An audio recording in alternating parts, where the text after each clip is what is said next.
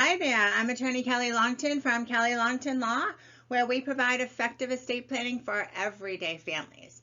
Today I want to talk to you about what is a non-grantor trust.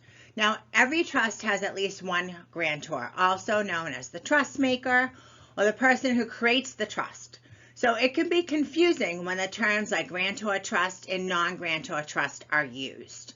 It is helpful to understand that neither of these terms refers to the existence or non-existence of the trust maker, the person who created the trust, but are terms that have to do with the trust income tax, typically not estate or gift tax, liability.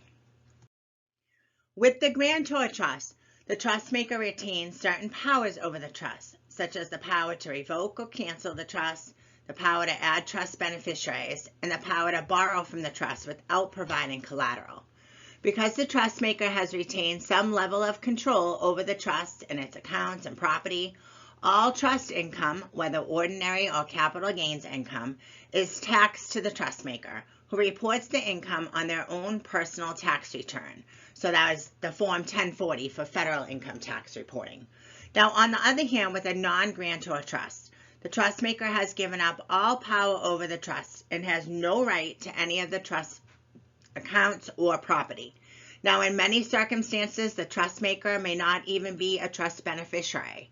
Now, with regard to income taxation, this lack of control means that the trust maker is not treated as the owner and is not taxed on any income of the trust. Rather, the non-grantor trust is a separate tax-paying entity with its own tax identification number that must file its own tax return. So that's Form 1041 if you're talking about federal.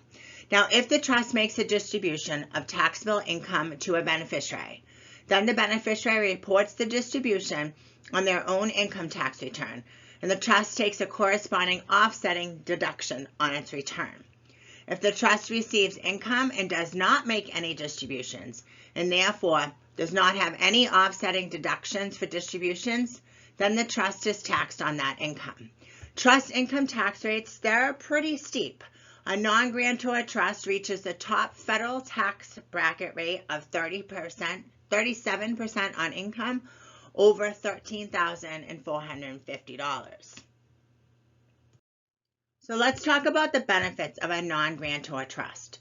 And why would a trust maker choose to create a non-grantor trust? A non-grantor trust has a few tax advantages.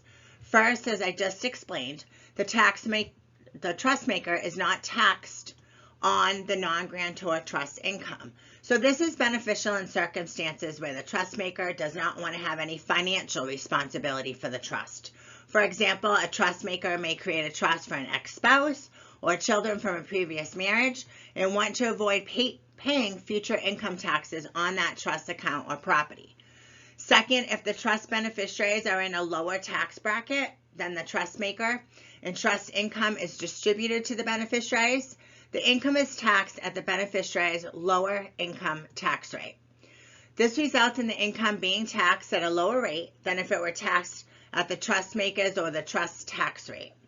Third, a non-grantor trust can be used as a workaround to avoid the current $10,000 state and local taxes, the SALT deduction limit. An annual itemized deduction is available for payment of state and local property income and sales tax.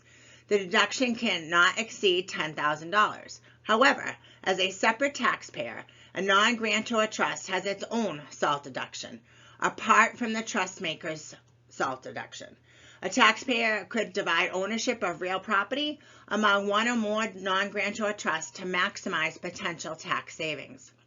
Finally, a non-grantor trust can be used to maximize the qualified business income deduction.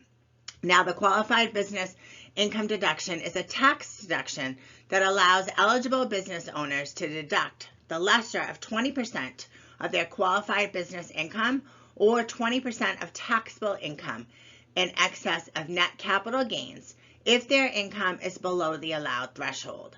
If a trust maker's income exceeds the limits to qualify for the QBI deduction, they could divide the ownership of their business assets and income among one or more non-grantor trusts as separate tax-paying entities to qualify for that QBI deduction. Now, when using this strategy, it is important to consider how much of the trust income is composed of capital gains and ensure that the trust is within the same income threshold to qualify for the QBI deduction. Now, there are some disadvantages to non-grantor trust. First, remember that to qualify as a non-grantor trust, the trust maker must give up all power over the trust and have no right to any of the trust accounts or property. Some trust makers are uncomfortable with giving up control over what happens to the trust and its accounts and property. In addition, because the trust maker and the non-grantor trust are separate tax-paying entities, then certain transactions, including the movement of accounts or property or income between the trust maker and the trust, are taxable events. For example, if the trust maker purchases property from a non-grantor trust that has increased in value, then the trust would have to pay tax on that gain. If, however, the trust was a grantor trust, then no gain would be realized. While a non-grantor trust can be beneficial in certain circumstances, there are some drawbacks to using a non-grantor trust. Now, qualified estate planning attorneys like us, we can help you determine whether a non-grantor trust is right for your estate planning and tax situations. So I want to thank you for watching. I'm attorney Kelly Longtin. Please make sure you like and subscribe to our page.